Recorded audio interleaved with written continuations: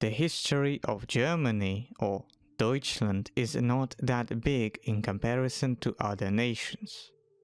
UK, France, and even the United States. Germany starts its existence in 1871 after Franco-Prussian War, in result of which all duchies, grand duchies, kingdoms and some free cities on a territory that later will be known as Germany were reorganized into the German Empire. No matter of its age, even during these 153 years, Deutschland had seen a lot of crucial events in its history. Some of them made Germany from this stage to what we have now. The German state came through numerous important events, starting from its unification, then the results of Versailles, through interwar period that lasted up until the start of World War II. Then this country was divided into few zones of occupations. After many decades of struggle, Germany came to its final shape, at least for now. The creation of FRG could not have been possible without the events that happened previously. After its defeat in the First World War, or the Great War, the German Empire becomes Weimar Republic that now has democratic principles. However, Weimar Republic only lasted until 1933, when Adolf Hitler came to power as a Chancellor of Germany. Hitler's rise to power with his National Socialism was possible because the entire German population felt themselves betrayed and humiliated by the Entente powers. Nazi rule led Germany into the bloodiest war of the 20th century and probably one of the bloodiest war in human history. The results of unhuman policies, bad tactics and overall underestimation of its enemies made the Third Reich to bend on its knees once again, as it happened to the German Empire. During its glorious time in the 30s, Germany started as a giant that threatened the entire Europe and ended up at mercy of the United Allied Front. That consisted of the British Empire, its dominions, the United States, the USSR, and France. But this time the victorious countries did a huge effort to prevent the rise of future revanchism in Germany. And now, after these actions, 79 years since the start of the Second World War, Germany has finally taken its position into the world.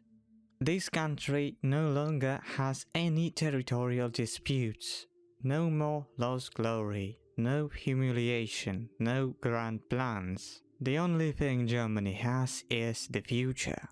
Though Deutschland still finds itself guilty for the rulers of the past. I hope that eventually it will completely set its past aside. And now, when I've told you the story of this nation, I want you to look at Russia, most specifically the Russian Federation.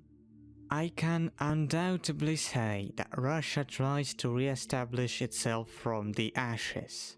It is obvious now that Russian Federation gradually follows the steps of Germany's past. Ongoing Russian actions towards Ukraine and the other aggressive moves that this state did to the other countries prior to the 25th of February can be traced since Russian or Soviet dissolution in 1991. The war in Georgia, Transnistrian question and the Second Chechen War, as well as Crimean annexation in 2014. The following anger and unsatisfaction that flooded the Russian society after the collapse of the Soviet Union can actually give us a sign that both Russia and its population are not happy with the results. Despite that there were no trouble in the Russian society in early 2000s, those feelings can be seen now.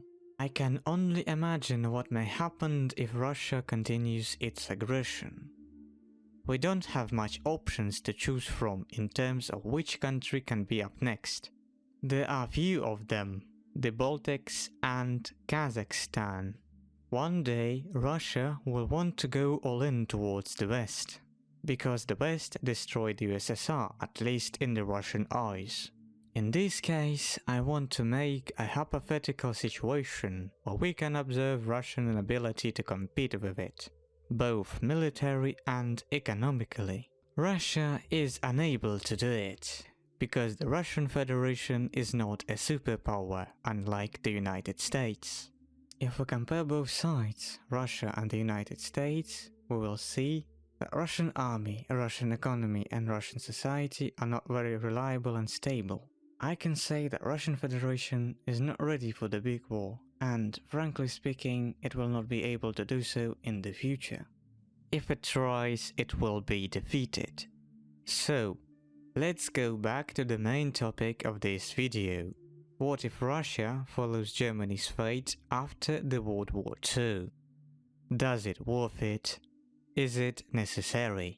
All these questions about Russian hypothetical future are discussable. Let's have a look at what can be done. To do so, we need to know what exactly happened to the Third Reich after the World War II. The final list can be formalized like that. Deutschland was divided into the few zones of occupations: British, American, French, and the Soviet. Later on, the first three were merged into the West Germany, or FRG. Afterwards, this country was denazified. A bunch of policies was applied to cure rotten German society. But, no matter the methods, their purification was made. In addition, the Nuremberg trials were committed. Lots of high German military staff were executed, the others imprisoned, though a lot of criminals escaped punishment. The German army was abolished, and after the final German reunification, it was limited to 3,700,000 personnel. The Third Reich has also suffered territorial changes. Its borders were moved back to 1937, before the Anschluss of Austria. Then, the eastern part of Germany, former Prussia, were given to Poland as a compensation, as well as Königsberg that was annexed by the Soviets. Prussia itself was proclaimed dissolved. Germany had to pay reparations. Those reparations were addressed to all damaged countries.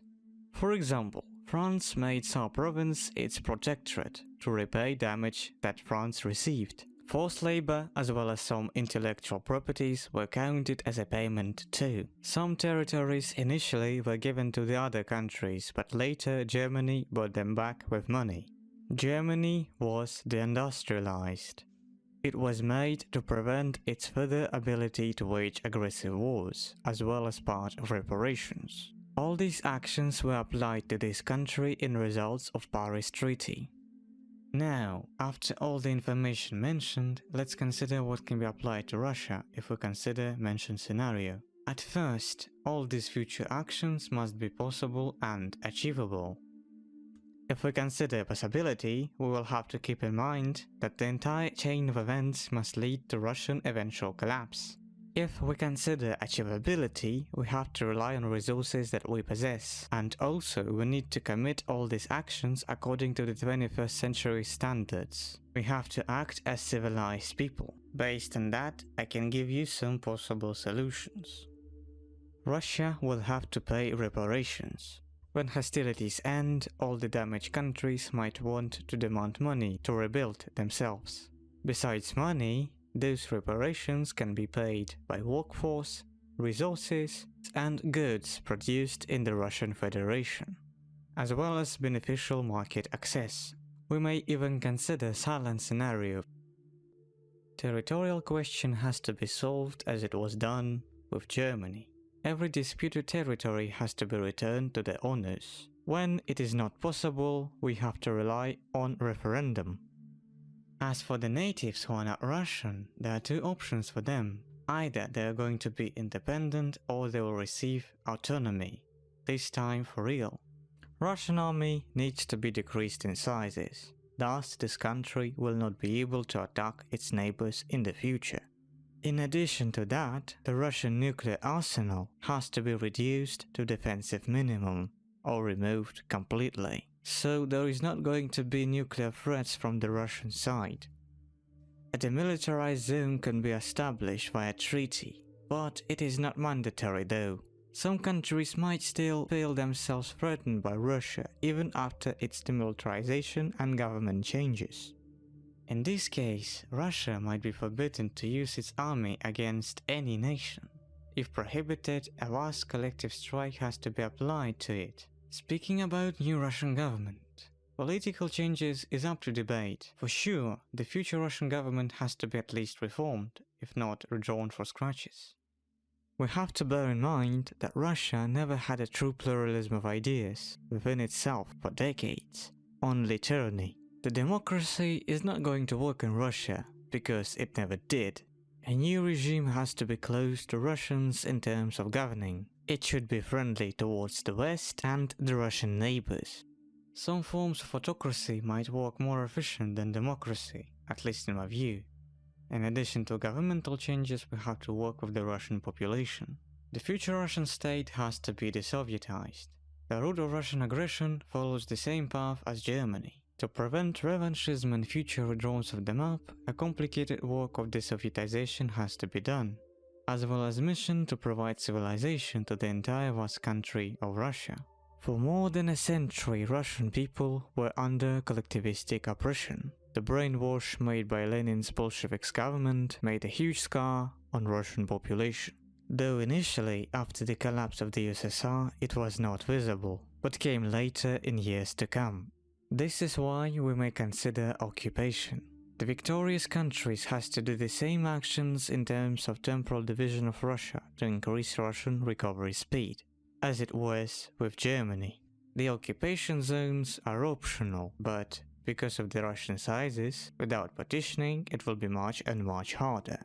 It will ensure that there is not going to be revolts. The last thing I want to say is that in the following decades, a new Russian state will be weak in terms of political power. We must be sure that the other countries will not take that as an invite to invade. This is why it is extremely vital to protect this newly reorganized country. No matter how would it look like, it is our duty to keep Russia Russian. In conclusion, the future Russian state might look exactly like that. After being temporarily partitioned, Russia unifies itself as a redeemed and fully civilized nation.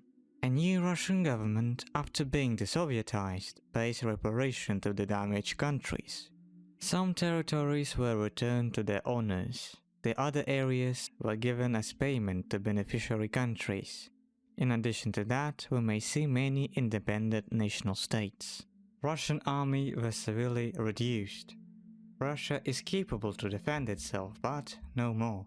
Some crucial parts of Russia now has demilitarized zones. Its nuclear arsenal is now reduced. Russian economy is now self-sufficient and capable. This newly established regime can now act independently. This regime is authentic to Russians as well as cooperative towards its neighbors. A few minor decisions have yet to be done, but in overall, Russia enters a new chapter of its existence. It is now more bright and stable as well as more predictable for the others. We don't know how long will it take us to turn this country from barbaric to civilized. But if we concentrate our attention and power, we will be able to do so.